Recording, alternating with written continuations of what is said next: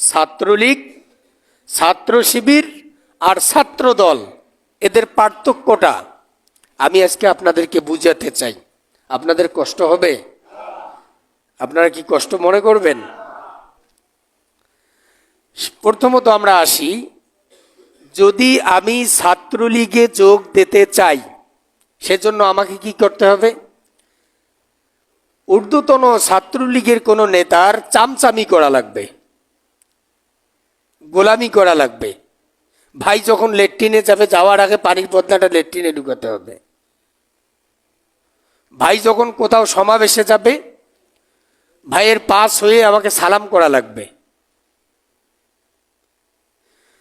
ভাই যখন কোথাও যাবেন, ভাইয়ের পেছনে অথবা সামনে আমাকে জয় বাংলা, জয় বঙ্গবন্ধু বলে চিল্লাতে হবে। তার মানে ভাই যেন বোঝে এই ছেলেটা ছাত্রলীগ করার যোগ্য, এই ছেলেটা ছাত্র দল করার যোগ্য, এই ছেলেটাকে একটা পদ দেয়া যায়, কারণ এর মুখ পাতলা। সে একজন মানুষকে কাটার পরে সাথে সাথে জয়েন দিতে পারবে। সে একটা কথা মুখ দিয়ে বলার পর সাথে সাথে এই কথাটাকে অস্বীকার করতে পারবে। এত কিছু করার পরেও যদি পদ না পায়, সর্বশেষ টাকা।